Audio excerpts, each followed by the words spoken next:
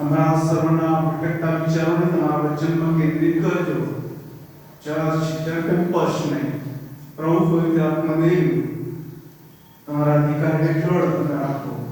આજે જ્યાં તમારું પવિત્ર વચન આવેલું છે આવશે, તમે તમામ જગ્યાઓને પ્રભુ તમે બિંદુ આશીર્વાદી કરોના વચન દ્વારા પ્રભુ તમે તમારા લોકોને તમારો હેતુ જાહેર કરો.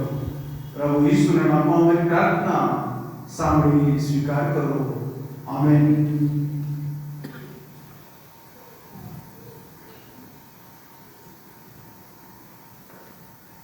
Good morning. જય મસીહ. ઈશ્વરનો આભાર માનીએ આજે તમને ઘરમાં પ્રભુ આપણને લઈ આવ્યા. સતત બદલાતું વાતાવરણ અને આવી પરિસ્થિતિમાં પણ ઈશ્વરે આપણને સંભાળ્યા, સાચવ્યા. પ્રભુના નામને ધન્યવાદ આપીએ છીએ. જાન્યુઆરી માસ ઓલમોસ્ટ એક વીક પછી પૂરો થશે. આજે છેલ્લો રવિવાર છે અને આપણી જીવન યાત્રાના દિવસો અને વર્ષો એક પછી પૂરા થાય છે. એ બધા વર્ષો દરમિયાન ઈશ્વરનો આશીર્વાદ, ઈશ્વરનો અનુભવ આપણી સાથે હંમેશા રહે છે. અને આજે ફરી એકવાર પૂર્ણ વચન તરફ આપણે આશીર્વાદોનો અનુભવ કરવા જઈ રહ્યા છે. 3 જુદા જુદા શાસ્ત્ર ભાગો આપણે વાંચ્યા. ગીત શાસ્ત્ર 103 1 થી 8 થી 18 અને ત્યારબાદ રોમન પત્ર 12મો અધ્યાય 1 થી 21 એટલે આખો અધ્યાય, અને સુવાર્તામાંથી માથેની સુવાર્તા 9 થી 13. માથેની સુવાર્તા 9 થી 13 આધારિત કેટલીક મહત્વની બાબતો આપણે જોઈશું. એક એવું પાત્ર કે જે પ્રભુ ઈસુ ખ્રિસ્તના શિષ્ય ગણમાં સામેલ હતો. અને જો આપણે એમ કહીએ, જો જૂનો કરાર અથવા જૂના કરારના પાત્રોની વાત આવે તો ઇસ્રાયેલના 12 કુળ. નવો કરાર એમ કહીએ છીએ ત્યારે પ્રભુ ઈસુ ખ્રિસ્તના 12 શિષ્યોને આપણે યાદ કરીએ છીએ. એક યા બીજી રીતે જૂનો કરાર, નવો કરાર બંને સાઈડ આપણે જોઈએ, બંને બાજુ આપણે જોઈએ ત્યારે આવા મહત્વના જે પાત્રો છે એ પાત્રો ની ખાસ પ્રકારની સેવા અને આગેવાની, તેનું અને સમર્પણ દ્વારા તેઓની મારફતે ઘણા બધા લોકો આશીર્વાદનો અનુભવ કરી શક્યા છે. જૂના કરાર તરફ આપણે વિચારીએ છીએ ત્યારે એની શરૂઆત ઇબ્રાહીમથી આપણે કરી શકીએ છીએ. અને ત્યારબાદ યાકૂબ તરફ આવીએ અને યાકૂબના જે 12 કુળો છે અથવા 12 દીકરાઓ, કુળો અને દીકરાઓ અલગ વસ્તુ છે જે કોઈક સમય હું કહીશ. અને યહૂદાથી લઈને છેક દાન સુધીના એ 12 કુળો માટે પ્રભુની સ્તુતિ કરીએ છીએ. પિત્તરથી લઈને છેક યહૂદા ઇસ્કારિયોત સુધીના એ 12 શિષ્યો માટે પ્રભુનો આભાર માનીએ છીએ. નવા વર્ષના દિવસે ઇબ્રાહીમને તેડું એના સંબંધી આપણે પ્રભુનું વચન જોઈ ગયા છે. એ અગાઉ પિત્તર સંબંધી પણ આપણે જોઈ ગયા. પિત્તરને આપેલું પ્રભુ ઈસુ ખ્રિસ્તે જે તેડું છે એના જીવન વૃત્તાંત સંબંધી પણ કેટલીક મહત્વની બાબતો આપણે જોઈ ગયા છે. પરંતુ આજે સવારે એક બીજા શિષ્યના સંબંધી આપણે જોવા માંગીએ છીએ. જો કે જેનું લિસ્ટ માથેની સુવાર્તા 10મો અધ્યાય 2 થી 4 કલમમાં એ 12 શિષ્યોનું લિસ્ટ આપવામાં આવેલું છે. એમાં કદાચ 8મો ક્રમ જેનો આવે છે, જેમાંથી 9 થી 13 વચન આપણે વાંચ્યા, એમાં માથીની વાત આવે છે. માથીને તેડું. માથીની સુવાર્તા 9 અને 9 એ આજની આપણી મુખ્ય કલમ રહેશે. Matthew chapter 9 verses 9. પ્રભુ ઈસુ ખ્રિસ્ત અહીંયા આ શિષ્ય એટલે માથી પાસે જાય છે અને 9મું વચન આ પ્રમાણે કહે છે, અને ઈસુએ ત્યાંથી જતા, એટલે કે પ્રભુ ઈસુ ખ્રિસ્ત કે જેઓ એક પક્ષઘાતીને સાજો કરે છે, 9મા અધ્યાય તરફ તમે દ્રષ્ટિ કરો તો પ્રથમ 8 વચનો અને ત્યાંથી જતા માથી નામે એક માણસને દાણ લેવાની ચોકી પર બેઠેલો દીઠો. હવે માથીનું 10 અને 2 થી 4 કલમમાં નામ છે, પરંતુ માથીની જે જવાબદારી માથીનું જે કાર્ય હતું એ તો દાણ લેવાનું હતું, અને તો રોમન સરકાર માટે દાન ઉઘરાવતો હતો. પ્રભુ ઈસુ ખ્રિસ્તના સમયની અંદર ઘણા બધા દાણીઓ હતા. જુદા જુદા ગ્રુપોને તમે જોઈ શકો છો. યહૂદીઓ અને યહૂદીઓમાંના ગ્રુપો, ફરશીઓ અને સદુકીઓ, એ અલગ અલગ ગ્રુપો. પછી આ દાણીઓની વાત પણ આવે છે કે જેઓ રોમન સરકારને માટે એમ કહી શકાય કે તેઓ વંચાઈ ગયેલા હતા, રોમન સરકારને સમર્પિત હતા. તેઓ પોતાના દેશમાં રહેતા હતા, પરંતુ બીજા દેશના માટે ખરીદાઈ ગયેલા હતા અને દાન ઉઘરાવવાનું કામ તેઓ કરતા હતા. લુક 19:1 થી 10માં એક મોટા પાત્રને પણ આપણે સારી પેટે જાણીએ છીએ, અને એનું નામ શું છે? ઝાંખી દાણી. એ પણ દાણ ઉઘરાવવાનું કામ કરતો, કર ઉઘરાવવાનું કામ કરતો હતો. અને પ્રભુ ઈસુ ખ્રિસ્તના આ 12 શિષ્યોની પૂર્વ ભૂમિકા તરફ જ્યારે આપણે તપાસ કરીએ, તેમના વ્યવસાય તરફ તપાસ કરીએ, તેમના કુટુંબ તરફ તપાસ કરીએ, ત્યારે અનેકવિધ બાબતો આપણને જોવા મળે છે. અને માથી એ તો કર ઉઘરાવનાર હતો, દાણ ઉઘરાવનાર હતો, અને તે ચોકી પર બેઠેલો હતો, દાણની ચોકી પર. અને વચન કહે છે કે એક માણસને, એટલે કે આ માથી નામના એક માણસને દાણ લેવાની ચોકી પર બેઠેલો દીઠો. અને તેણે તેને કહ્યું કે તું મારી પાછળ આવ. તેણે તેને કહ્યું કે તું મારી પાછળ આવ. પિત્તરે મોટો માસાનો જથ્થો જોયો. ત્યારે પ્રભુ ઈસુ ખ્રિસ્તની આગળ પોતાની જાતને ખુલ્લી કરે છે. ઓ પ્રભુ, હું પાપી છું, મારી પાસેથી દૂર જા. અને પ્રભુ તેમને કહે છે, હવેથી તું માણસો પકડનાર થશે. હવેથી તું માણસો પકડનાર થશે. મૂસા એમ કહે છે, નિર્ગમન 4-5 અધ્યાયનો તમે અભ્યાસ કરશો, પ્રભુ, હું તો બોલને બંધ છું, મારી જીભ તોતડી છે, મને બોલતા આવડતું નથી. અને ઈશ્વર મૂસાને કહે છે, હવેથી હું તારી જીભની સાથે હોઈશ, હું તારી સાથે હોઈશ, તારે શું બોલવું એ હું તને જણાવીશ. તમારે મારા ઈશ્વર ચોક્કસ પ્રકારની સેવાને માટે, આગેવાની માટે તેડું આપે છે, પરંતુ તેડું આપણા એ ઈશ્વરનો ચોક્કસ પ્રકારનો આપણા જીવન માટે હેતુ હોય છે. આ જગતમાં તમે ને હું પ્રભુના લોકો તરીકે ઓળખાઈએ છીએ, જીવન જીવીએ છીએ, જુદા જુદા સ્થળો, વિસ્તારો અને મૂળમાં આપણે રહીએ છીએ. ત્યાં ઈશ્વરે આપણને મૂક્યા છે ચોક્કસ હેતુ માટે, ચોક્કસ કાર્ય માટે. ત્યાં રહીને આપણે પ્રભુની આધીનતામાં પ્રભુનો મહિમા કરીએ. અને માથી નામે દાણીને અથવા તો કર ઉઘરાવનાર વ્યક્તિને ઈશ્વર તેડું આપે છે કે તું મારી પાછળ આવ, તું મારી પાછળ આવ. હવે અહીંયા માથીનો જે પ્રતિભાવ છે એક નાના વાક્યમાં આપણને જોવા મળે છે, અને તો એ છે, ત્યારે તે ઉઠીને તેની પાછળ ગયો. ત્યારે તે ઉઠીને તેની પાછળ ગયો. આ સહેલું નહોતું.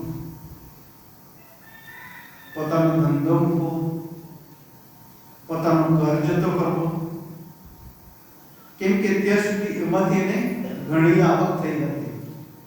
અને મેં કેટલીક મહત્વની બાબતો નોંધી છે, અને એ બાબતો આ પ્રમાણે છે. માથી સંબંધી ઘણું બધું કદાચ કહી શકાય, પરંતુ માથીનું જૂનું નામ લેવી હતું.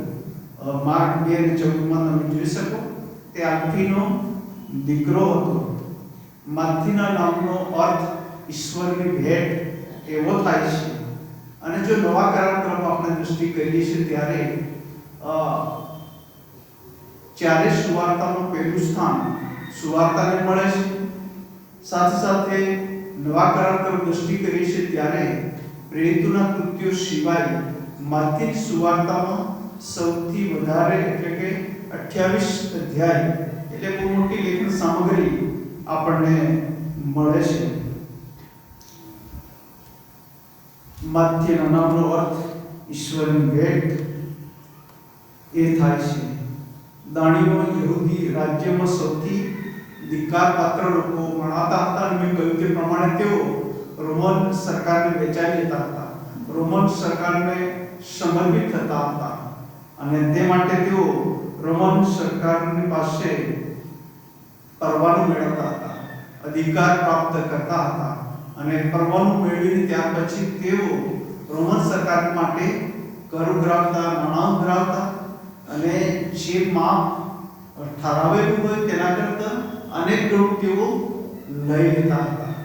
અને એમ કરીને ઘણા બધા જે દાડીઓ હતા તેને તે જમાનામાં યહૂદી લોકો અને બીજા ઘણા બધા લોકો એમને શું કહે કે પાપીઓની વ્યાખ્યામાં મૂકતા હતા, ચોરોની વ્યાખ્યામાં મૂકતા હતા.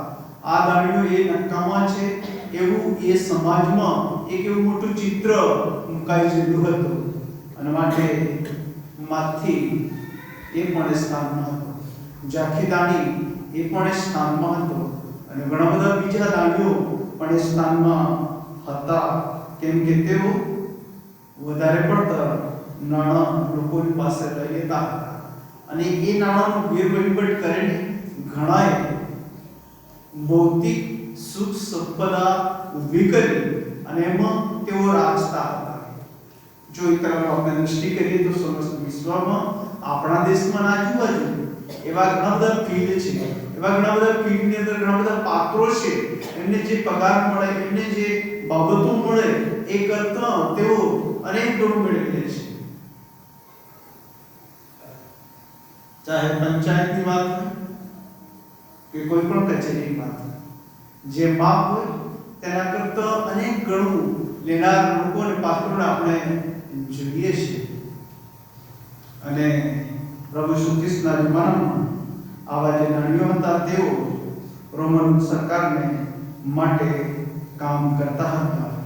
જેટલો વધારે કર ઉઘરાવે તેટલો વધારે નફો અથવા નાણાં તેઓ મેળવીને પોતાના દેશ પ્રત્યેની જે વફાદારી, વિશ્વાસ પણ આ દાણીઓ ગુમાવી દેતા હતા અને વિદેશી લોકો સાથે પણ સતત સંપર્કમાં રહેતા હતા અને એમના મગજમાં એક જ ખ્યાલ, નાણાં નાણાં નાણાં, પૈસા પૈસા અને પૈસા છે. અને પ્રભુ ઈસુ ખ્રિસ્તે પણ માથેની સુવાર્તા 5મો અધ્યાય 46-47, 18મો અધ્યાય 17 પ્રમાણે આવા દાણી લોકો વિશે પ્રભુ ઈસુ ખ્રિસ્તે પણ અભિપ્રાય વ્યક્ત કર્યો હતો અને કેટલીક બાબતો કહી હતી. પરંતુ ઈસુ પોતે તો પાપીઓ તથા દાણીઓનો મિત્ર હતો. 11-19મું વચન 21, 31 અને 32 પ્રમાણે આપણને આ વિવાદિત સ્ટેટમેન્ટ લાગે પરંતુ સાચી જ પ્રભુ ઈસુ ખ્રિસ્ત દાણીઓ અને પાપીઓનો મિત્ર હતો, એ માટે કે તેમના બચાવનાર આ પ્રભુ હતા અને પ્રભુનું આ કામ હતું કે એ લોકો પણ એમાંથી બહાર નીકળી શકે. માથીએ ઈસુના માટે પોતાનું હૃદય ખુલ્લું કર્યું. પહેલી બાબત 9 અને 9નો છેલ્લો ભાગ. ત્યારે એટલે કે માથી ઉઠીને તેની એટલે ઈસુની પાછળ ગયો. ઈસુએ કહ્યું, મારી પાછળ. આપણે જોઈએ છીએ કે એક માણસ, 3 માણસની વાત કરે છે, જુદા જુદા માનવ સંબંધી. એક માણસ એમ કે પ્રભુ તું જ્યાં કહી જઈશ ત્યાં હું તારી પાછળ આવીશ. અને પ્રભુ ઈસુ ખ્રિસ્ત તે જમાનાની જે પ્રખ્યાત એવી કહેવત છે એનો પણ ઉપયોગ કરે છે. લોકડાને દર હોય છે, આકાશના પક્ષીઓને માળા હોય છે, પણ માણસના દીકરાને ઠામ ઠેકાણું નથી. અને ત્યાર પછી એ માણસ બાજુ કાઢવા લાગે. ત્યાર પછી આગળ વધે છે પ્રભુ ઈસુ ખ્રિસ્ત બીજા માણસને કહે છે તું મારી પાછળ આવ. એ વ્યક્તિ પણ બાનું કાઢે. ત્રીજો વ્યક્તિ જેને ઈશ્વર તેડું નથી આપતો તે વ્યક્તિ એમ કહે છે કે પ્રભુ હું તારી પાછળ આવું, પણ પહેલા મારા ઘરે જઈને સલામ કરી આવવાનું. અને ત્રણેય વ્યક્તિઓ રચી જે પાનાઓ છે, હૃદય મનની જે બાબતો છે ઈસુ પારખે છે. પ્રભુ ઈસુ ખ્રિસ્ત દરેકને ચોક્કસ હેતુને માટે તેડું આપે છે, આમંત્રણ આપે છે, અને એ તેડા પાછળ ઈશ્વરનો ચોક્કસ હેતુ હોય છે. આપણા દરેકના જીવન માટે ઈશ્વરનો ખાસ પ્રકારનો હેતુ હોય છે. તમે ને હું કદાચ પાસ્ટર કમિટીમાં સેવા કરીએ, મહિલા સંગઠનમાં સેવા કરીએ, યુથ ફેલોશિપમાં સેવા કરીએ, સન્ડે સ્કૂલમાં સેવા કરીએ, વાયરમાં સેવા કરીએ કે જુદા જુદા પ્રકારની સેવા સાથે સીધી રીતે આપણે જોડાયેલા હોઈએ. ઉપરાંત તમે ને હું મંડળીના માળખાની વ્યવસ્થામાં કદાચ ન પણ હોઈએ, એનો અર્થ એ નથી થતો કે ઈશ્વર આપણને તેના મહિમા માટે ઉપયોગ નથી કરતા. આપણે જ્યાં છે જેવી રીતે છે, આપણે જે નોકરી કામ ધંધો કરીએ છીએ ત્યાં પણ ઈશ્વર એના પાત્ર તરીકે આપણો ઉપયોગ કરશે અને આપણી મારફતે ઘણા બધા જીવનોને બાંધશે. માથી ઈસુને માટે પોતાનું હૃદય ખુલ્લું કર્યું.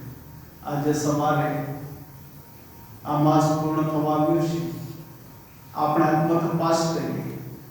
નવીન વર્ષના દિવસે આપણે ઈશ્વર માટે હૃદય ખુલ્લું કર્યું અને કહ્યું છે પ્રભુ આમ કરીશ તેમ કરીશ.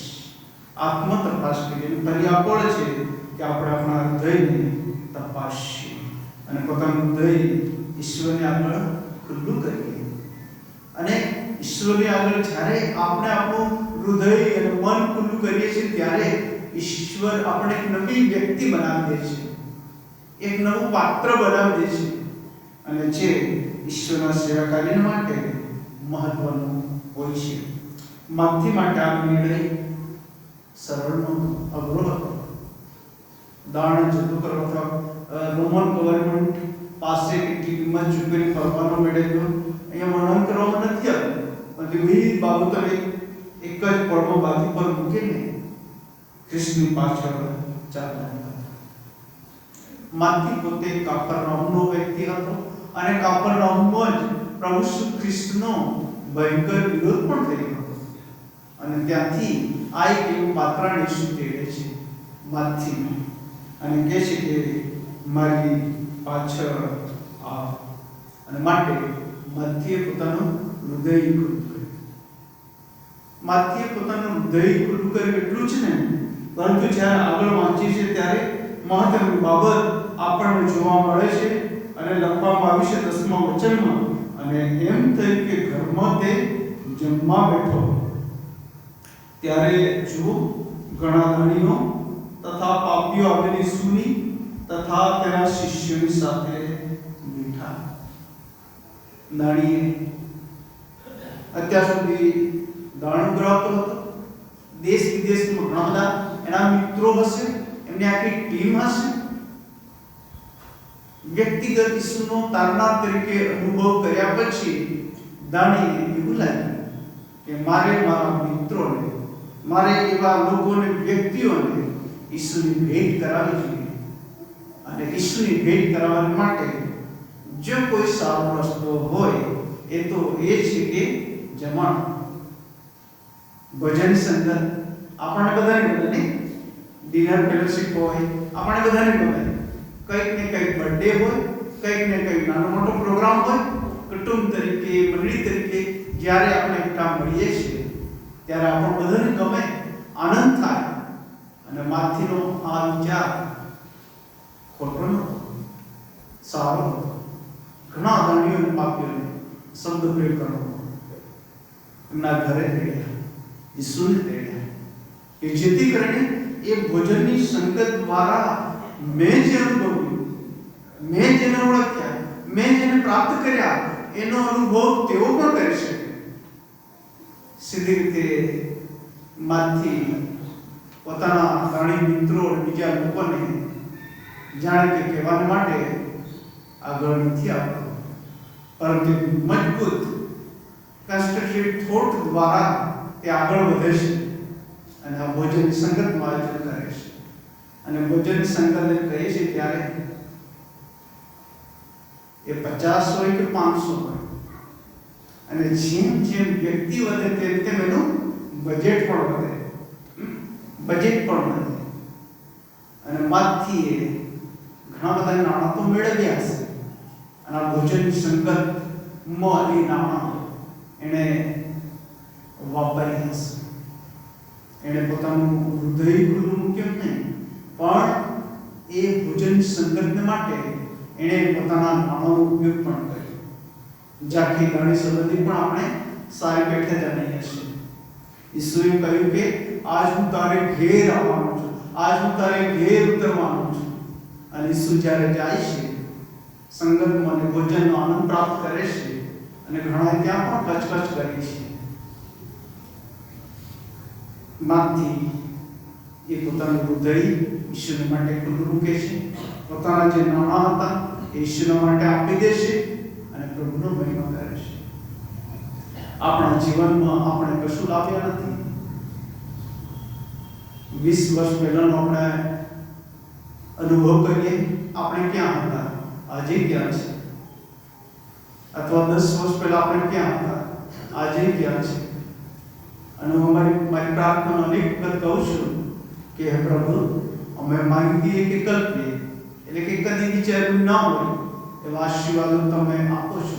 આપણા દરેકના જીવનમાં એવું બને છે, આપણે કદી માંગ્યું ન હોય, કદી કલ્પ્યું ન હોય એવા આશીર્વાદનો અનુભવ ઈશ્વર આપણને આપે છે. અને તેથી કરીને એ બધા જ નાણાં એ પણ પ્રભુના છે, અને આપણે પ્રભુને આપીએ છીએ ત્યારે એ પ્રભુ એના મહિમાને સારું તેનો ઉપયોગ કરે છે. યેસુ વિધવાની નબળીને યાદ કરે છે. યેસુના હૃદય, મનના વિચારોને, વલણોને યાદ કરે છે. યેસુ અનેક ધનિક લોકોના દાનોને જુએ છે, એમના વિચારોનો વલણોને પણ યેસુ જુએ છે. યેસુ તમારે મારા નાણાં, આપણા વિચારો, વલણો, આપવાની રીત ભાતોને પણ એ પ્રભુ જુએ છે.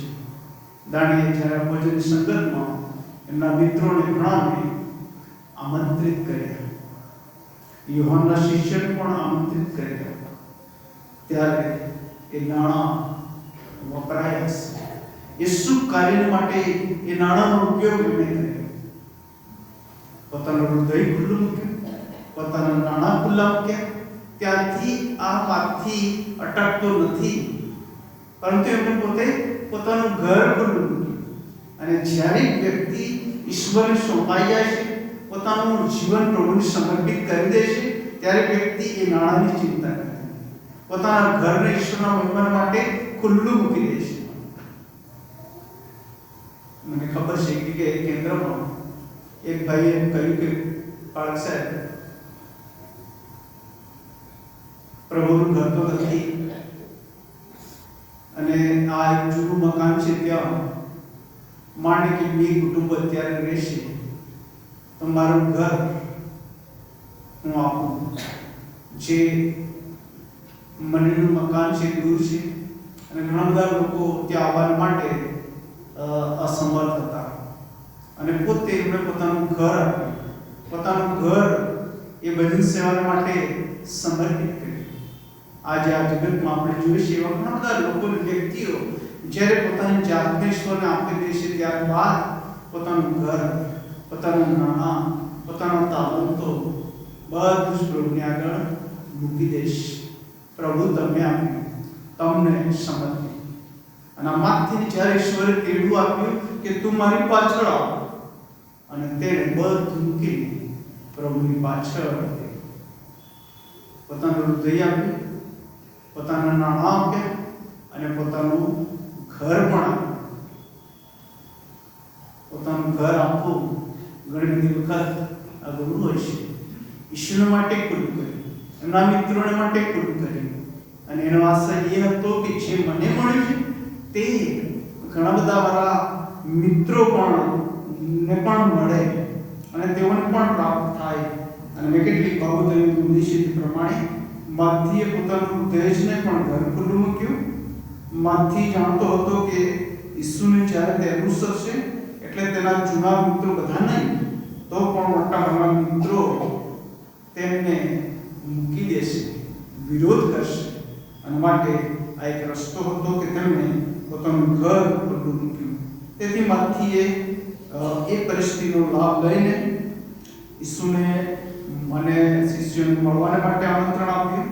મોટા જમણનું આયોજન કર્યું. ઘણા દાણીઓ અને નિયમ શાસ્ત્રીઓને નહીં પરંતુ પાપીઓને આમંત્રણ આપ્યું.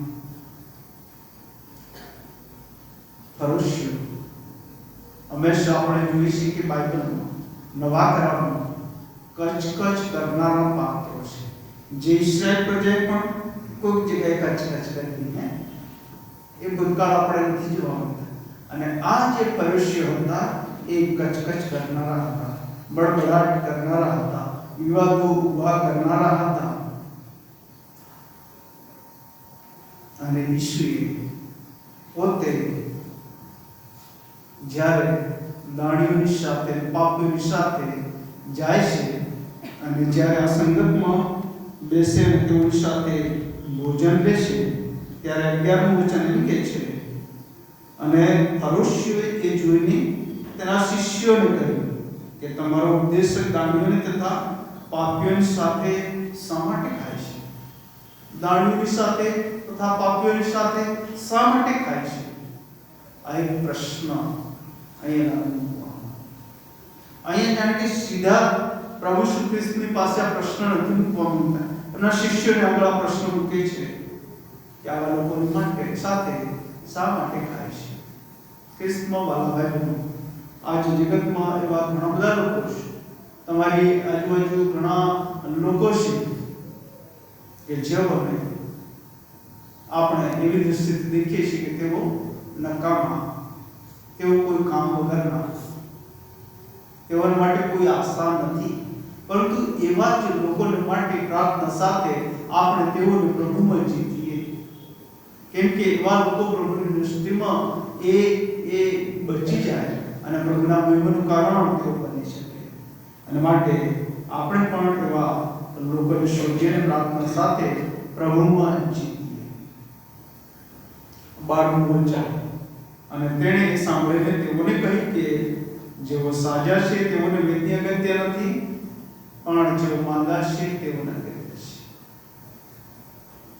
આ પ્રભુ શ્રી ખ્રિસ્ત શરીરના ડોક્ટર હતા, એટલું જ નહીં પણ આત્માના પણ ડોક્ટર હતા. શરીરના ડોક્ટર શરીરની માંદગી એ જુદા નિદાન દ્વારા કદાચ દૂર કરી શકે, પણ આત્મા અથવા તો પાપથી એ હૃદય ખરડાઈ ગયેલું હોય, જીવન ખરડાઈ ગયેલું હોય, એ પાપમાંથી બહાર આ પૃથ્વી પર કોઈ ડોક્ટર કાઢી શકે નહીં, કોઈ વેદને બહાર કાઢી શકે નહીં, પરંતુ પ્રભુ શ્રી ખ્રિસ્ત પોતે જ બચાવી શકે છે. કેમ કે તે દરેક આત્માને સારો કરવાને માટે ક્ષમતા ધરાવે છે. અને માટે વચન કહે છે તે પ્રમાણે જેઓ સાજા છે તેઓને વૈદ્ય અગત્ય નથી, પણ જેઓ માંદા છે તેઓને છે. પણ યજ્ઞ કરતા હું દયા ચાહું છું. હોશિયાર ચર્ચાના વચનનો ઉપયોગ કરે છે. યજ્ઞ કરતા હું દયા ચાહું છું. એનો શું અર્થ છે તે જઈને શીખો. કેમ કે ન્યાયીઓને નહીં પણ પાપીઓને તેડવા હું આવ્યો છું.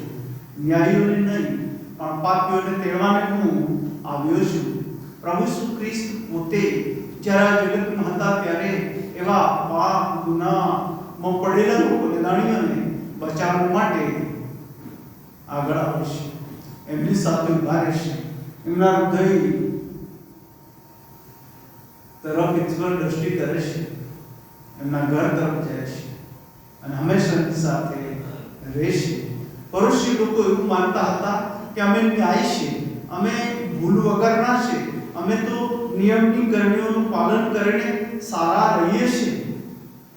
પરંતુ ખરા અર્થમાં તેઓ પણ માંદા હતા, તેઓને પણ વૈદ્યની જરૂર હતી. અને પ્રભુ શ્રી ખ્રિસ્ત પોતે જાણતા હતા. ન્યાયીઓને પણ પાપીઓને તેડવામાં આવ્યું છે. અને આ ફરીસી પોતે પોતાને ન્યાયી ગણતા હતા. આ જગતમાં તમે ને હું એક પણ ન્યાય નથી. આપણે સગળાએ પાપ કર્યું છે અને દેવના મહિમા વિશે આપણે અધૂરા છે, અને માટે આપણે દરેકને ખ્રિસ્તની જરૂર છે. ન્યાયીઓને પણ પાપીઓને તેડવા હું આવ્યો છું. ચાહે તે ગમે દેશનો હોય, ચાહે તે ગમે તે ભાષાનો હોય, ચાહે તે ગમે તે ધર્મનો હોય, ચાહે તે ગમે તે સમાજનો હોય, પરંતુ પ્રભુ ઈસુ ખ્રિસ્ત આજે એમ કહે છે કે તું મારી પાછળ આવ. હું ન્યાયીઓને નહીં પણ પાપીઓને તેડવા માટે આવ્યો છું. અને ઈસુ આ રીતે જગતમાં અનેક એવા અન્યાયી લોકોને આમંત્રણ આપે છે, એઓને બોલાવે છે, એઓને બચાવે છે. ઇડનબર્ગમાં એલેક્ઝાન્ડર વ્હાઇટે એકવાર માથી સુવાર્તિક માટે આમ કહ્યું કે માથીએ ઈસુને અનુસરવા માટે પોતાનો ધંધો બાજુ પર મૂકી દીધો. પછી પોતાની કલમ અથવા પેન સાથે લઈને તે આવ્યો. આ ભૂતપૂર્વ દાણીને જરાય ખ્યાલ નહોતો કે એક દિવસ પવિત્ર આત્મા નવા કરારની 4 સુવાર્તામાંની પહેલી સુવાર્તા લખવા માટે તેનો ઉપયોગ કરશે. ઝાંખી દાણી પોતાનું ટેબલ, પોતાનું સર્વસ્વ, પોતાના નાણાં બધું જ બાજુ પર મૂકી દીધું અને તે એક પેન લઈને આવ્યો. પોતે લેખક હતો, સાહિત્યકાર હતો, અને એમ કહી શકાય કે એના લેખનથી એને ઘણા બધા બીજા સાહિત્ય લખ્યા છે, પરંતુ નવા કરારમાં માથીની સુવાર્તાનું લેખન તે કરે છે ને યહૂદી દૃષ્ટિકોણથી. અને 100 કરતાં વધારે જૂના કરારના અવતરણોને પણ માંથી એની સુવાર્તામાં ટાંકે છે. સૌથી લંબાઈથી 28 અધ્યાય સાંકળે છે. અને એમ કરીને માથીનું જે લેખન કાર્ય સાચે જ ખૂબ જ અર્થપૂર્ણ. એક સામાન્ય માણસ, એક દાણી માણસ, રોમન સરકારને માટે વેચાયેલી વ્યક્તિ, સમાજને, દેશમાં પાપી અને શું કહેવાય કે અન્યાયથી ભરપૂર, જેને જુદા જુદા જેટલા ટાઇટલ આપે છે એવા ટાઇટલથી ભરપૂર એવું પાત્ર. અને જ્યારે એક દિવસ ઈસુ ત્યાંથી પાસ થાય છે, પસાર થાય છે, અને એ ઈસુ કહે છે મારી પાછળ. બધું મૂકીને માથી ઈસુની પાછળ ગયો. જેના કારણે પોતાનું દય ઈશ્વરને આપ્યું, પોતાના એ નાણાં ઈશ્વરને આપ્યા, પોતાનું ઘર ઈશ્વર માટે ખુલ્લું કર્યું. અને માટે આ માથી જૂના અને નવા કરાર બંનેનો જાણે કે સેતુ બની જાય છે, એક જોડતી કડી બની જાય છે. માલાખીથી આપણું પુસ્તક અથવા પવિત્ર બાઇબલ બંધ થતું નથી. ત્યાંથી એક નવા કરારની શરૂઆત થાય છે, માથીની શરૂઆત થાય. અને એના બેઝમાં માથી એ મહત્વનું પાત્ર છે. માથી સંબંધી ઘણા બધા અભ્યાસકો ઘણી બધી બાબતો કહે છે કે પ્રભુ ઈસુ ખ્રિસ્તના આકાશ ગમન બાદ માથીએ ઘણા બધા વર્ષો સુધી પેલેસ્ટાઇનમાં સેવા આપી.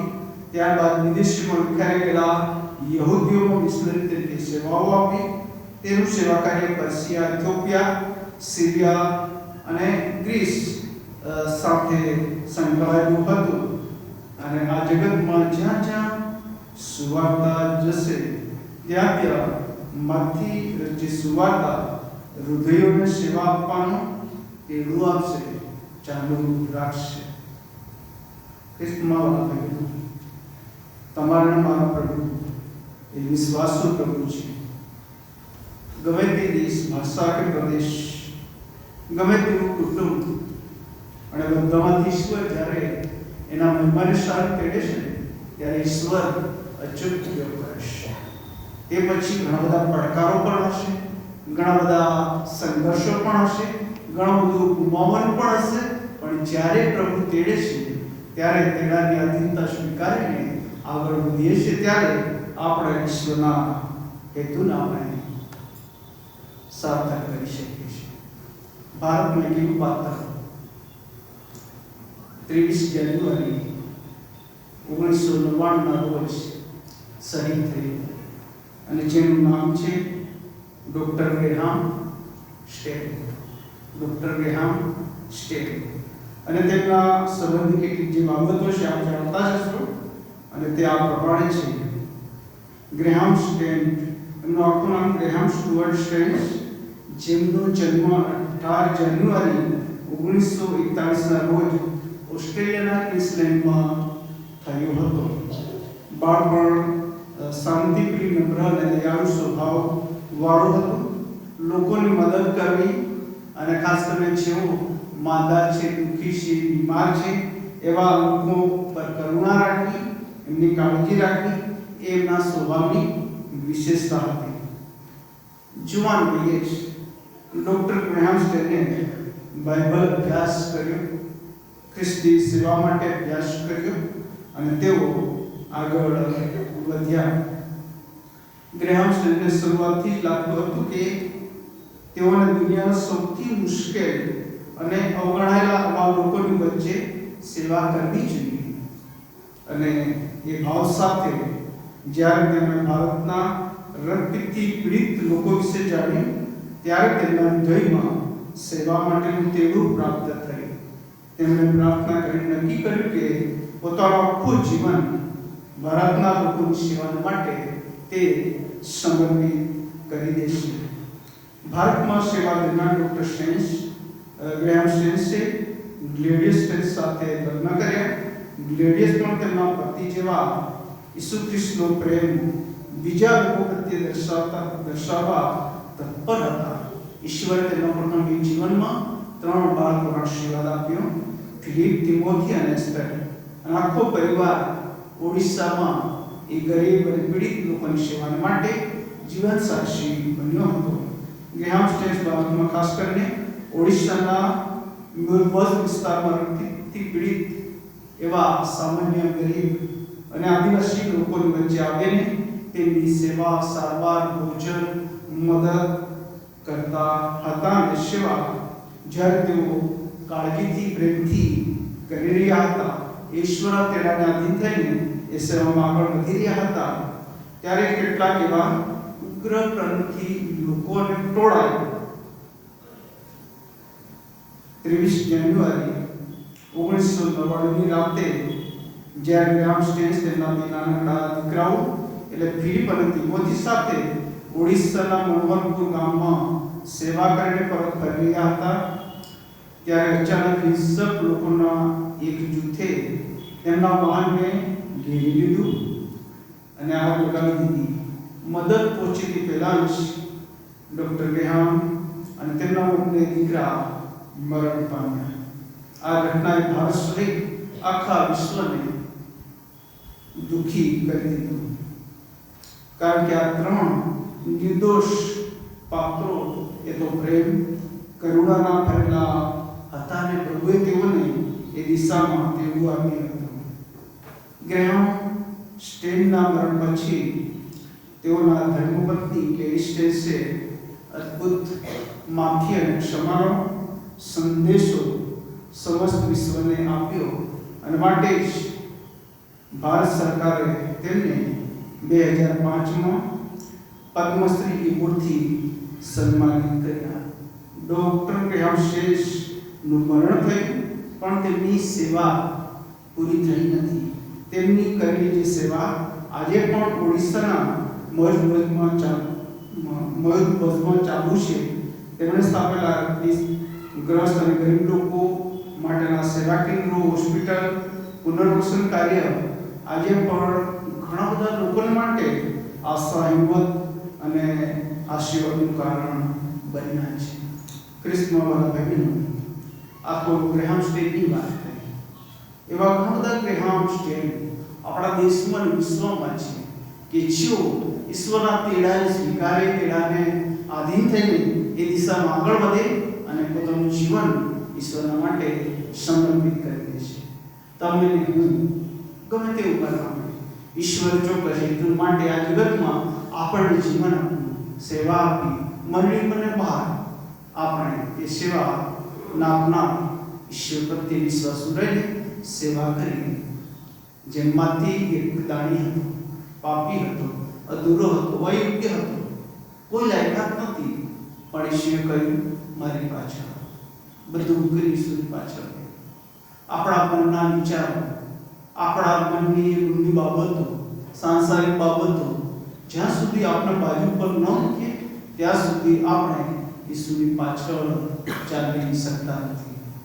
અને આજે સવારે માથીની જેમ આપણે પણ ઈશ્વરની પાછળ ચાલવાને નિર્ણય કરીએ. પ્રભુ આપણે સર્વને આશીષ આપો. આમેન. પ્રાર્થનામાં જોડાઈએ, પ્રાર્થના કરીએ. સ્વર્ગમાં વિરાજમાન જીવતા પ્રભુ, તમારો આભાર માનીએ છીએ આ જગતમાં તમે આવ્યા અને જુદા પાત્રોને પ્રભુ તમે ચોક્કસ હેતુ અને સેવા કાર્ય માટે અલગ કર્યા, પસંદ કર્યા અને તેઓને પ્રભુ તમે તેલું આપ્યું. માથી સુવાર્તિકના જીવનને માટે અમે ખૂબ આભાર માનીએ છીએ કે પોતે દાણી હતો, અલ્પીનો દીકરો હતો અને લેવી તરીકે તેની ઓળખ હતી, દાન ગ્રહનાર તરીકે અન્યથી ઘણું બધું એમણે પ્રાપ્ત કર્યું હશે. પ્રભુ એ બધું જ તમે જાણો. અને જ્યારે તમે તેમને તેડ્યો ત્યારે પોતાનું હૃદય તમને આપ્યું, પોતાનું નાણો તમને આપ્યા, પોતાનું ઘર તમને આપ્યું. પ્રભુ આજે અમે કંઈ નથી, અમે પણ અયોગ્ય છે, પરંતુ અમારું જે જીવન છે એ અમે તમને આપીએ. અમારા હૃદયના રાજા તમે બનો, અમારામાં અને અમારી મારફતે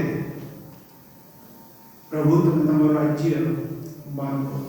અમારા જીવનને તમારા હાથમાં સોંપીએ છીએ. પ્રભુ ઈસુના નામમાં અમારી પ્રાર્થના સાંભળી સ્વીકાર કરો. આમેન.